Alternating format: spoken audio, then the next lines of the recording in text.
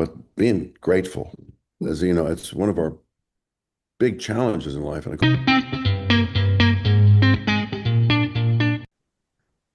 I have to say, this is genuinely an honor, Kelsey. Thank you so much for the time. I really appreciate this. I appreciate it. Honestly, Lars Shrike's Walks the Night is a fascinating film. I did not expect where it went, and it I, really is a unique story to tell. What excited you to step in out of the space or into yeah. space? Well, that was pretty much it, actually. Gary Walko and I have been friends for a long time. They're 30, maybe even 40 years now. Um, he has one of the most interesting minds I've ever run across, and I love his creativity and his ability to put it down on paper. And he has terrific ideas. It's always rich and agitates the imagination. So I have spent several years with him, with sort of helping to get some traction on this project or that project, or liking this. We've been discussing doing a movie for a long time, and this one he brought to the house in hopes that I would actually finance it. And I said, well, let's do this, but I'm going to play the role. And at first he was sort of, oh, I hadn't thought of that. So, are you kidding? You didn't think of that? So we go back and forth and this kind of stuff. And then a couple of days later, he called me and said, I think you'd be great in it. So off we took. So we found 3 weeks in the middle of the desert and froze our asses off. And this is what we got. Well, like I said, it really is something. It's a wonderful character arc. How do I Yeah. describe it for Lars? What do you think Lars is looking for? Uh, it's interesting. I do think it's kind of an everyman story. He's looking for exactly what we're all looking for. We know why we're here. What does this mean? Who am I? Where did I come from? All those things.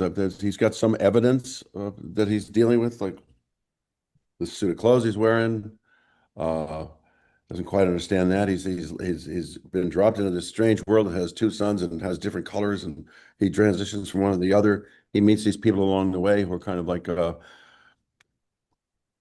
signposts of what his reality is, what who he is, his legend that he encounters, and then of course he's sort of set to sea in some place where he has no idea what his value is, who he is.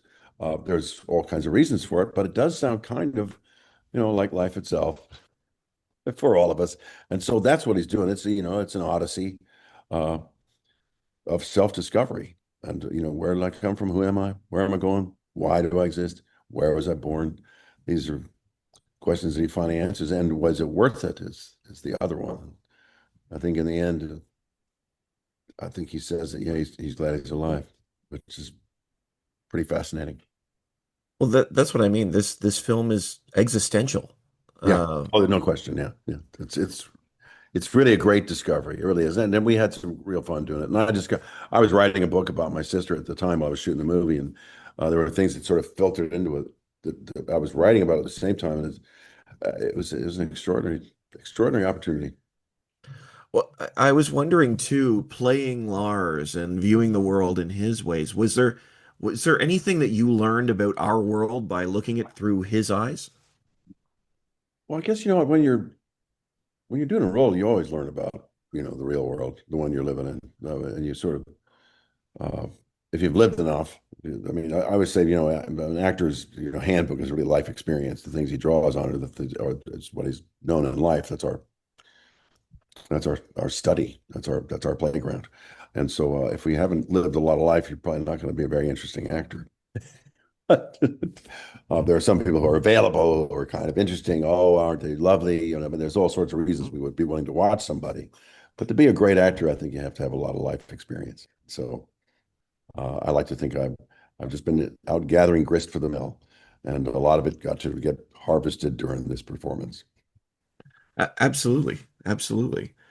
I feel the need to ask, with this character, if you had the chance to speak to the author of your story, one Mm, question, what would it be and why?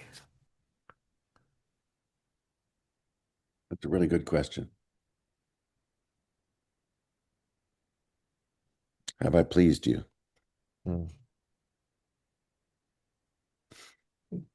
still like, I hope I did it right kind of thing. You know? Yeah. That is a big question. Yeah. With that being said, too, I mean, you said you did mention that your character by the end may be happy to be alive. Yeah. There is a conversation about being grateful to exist.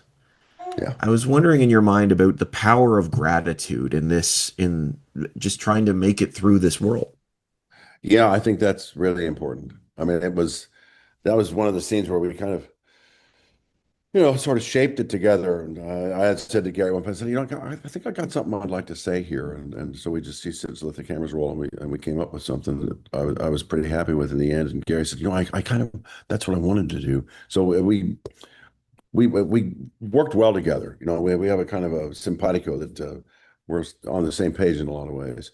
Uh, but being grateful, as it's one of our big challenges in life. And of course, we hear so much now about victimization and self pity and the things that these have no value in terms of going forward in life. They usually arrest you, usually stop you. So gratitude keeps you going. What's next? What's next? And I like that idea. I'm really glad I came, and I love the moment where he says, "Are you?" He says, "Well, I've got mixed feelings." Yeah. I think we've all got mixed feelings on some level, and it's comedic at the same time. It's really profoundly honest. You know? Well, this is what I mean about this film is it goes so much more deeply than you expect, Mm. from the opening moments. And like you mentioned working with Gary, was there an opportunity for the two of you to work together in shaping the film, or was it already mostly on the page when you got the script? Well, I think we arrived at a place of mutual agreement about a lot of things with certain lines. I mean, we would shift certain things, but one of the big things for Gary is I said, Gary, you have to shoot the first take. You just have to, because I promise you, you'll get stuff in there. It's the pinnacle moment when spontaneity and study come together, and it changes everything. And I said, that's the second time is never going to be as good. It just isn't. That's how I feel about it as a rule. Now, we have an obligation to, change that and make sure you can do 20 takes and have them all be good.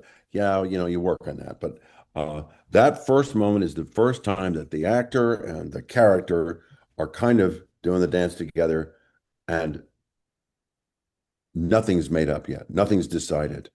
And so you discover it together, which is really exciting. And he finally said to me, "Yeah, you know what? You taught me something. I should shoot the first takes. I should shoot the rehearsal," is what the saying is. But so that was a really great breakthrough for the two of us, because there was so many spontaneous moments that occurred as a result of just let it roll. Just you know make sure you're rolling. So it helped. Absolutely, absolutely. You can feel it sort of unfolding in that way, that the relationship that Yeah. you have. Yeah, I It's don't think you pretty fun can to fix watch. that. Yeah, I think that you can't fake that one thing, that sort of strange, wild discovery thing that's happening. The next time, it's not the same experience. So, Absolutely. yeah. I, I, if I may, I feel like you're no stranger to sci-fi. I mean, Mm. we've seen you in this before, or not in this before. I mean, Lars Shrike is on that realm. You've had some experience with Star Trek. You've Yeah, had I some have. experience with Marvel.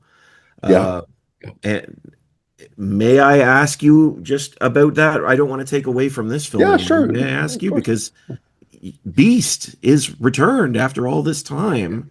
No, it's wonderful. Yeah. Very What excited was about that it. experience like to return to this character? Well, you know what? It's one of my favorite characters. It has been for a long time, for any number of reasons. But one of them was actually that he's sort of the Frederick Douglass of the mutant community. He's a man of great character and charm and wit and commitment. And Martin Luther King. All these guys come to mind. He's a man of consequence in a challenging world, and he stands tall, and that's what I like about him. And he's willing to fight and fight hard, and usually win. But he's slow to it, slow to battle. Deliberate, focused. I just admire his characteristics. Uh, And so to play him was a presumptive joy for me. And to get the call back when it was the Marvels film, they did the Marvels film, and they said, we got this little Easter egg thing in mind. We want to just have, Beast show up. And apparently the response was really, really powerful at the time. And they said, oh, there he is. So and I had the same experience. I put the movie on a plane, and I was tired, so I kind of slipped off to sleep. And then about an hour and a half later, I heard this voice. I went, wait a minute, I looked and I was, oh, there he is. And, oh, there's Beast. I thought, it's like seeing an old friend. And so when they called and said, we're thinking we should bring you back because there's been, good response. And that was really a great moment. We're going to do another one. Who the hell knows? But, I mean, I would love to. I love this character. I think he's fantastic. But I love that you said it's like visiting an old friend yeah, because that's how it felt. I was sitting in the theater watching that post credits, like, oh, it's so great to have him back here. yeah, that's And nice. Thanks. Yeah, it's well, it. For some reason, we are connected. It's mhm. that performance was it's sort of indelible, and I'm very proud of it. Well, and honestly, Kelsey, I appreciate the charm and grace you bring to all your performances. And I Yeah, think that's what makes Lars Shrike such a special character. Because it's playful, but it's honest. And I yeah, really deeply appreciate honest. him. Yeah, I think that's the most interesting thing about him. He's literal almost in every moment, everything that occurs, everything that comes to him. It's like an innocent, and this world unfolding around him, and he's just gathering information. Who am I? What's going on? Why is this happening? This is an amazing feeling. Why is this? What like, ow, these things hurt. I falls in through a window and just thinks, yeah, that sucked.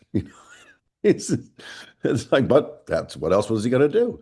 Uh, it's a wonderful character about just man in this universe.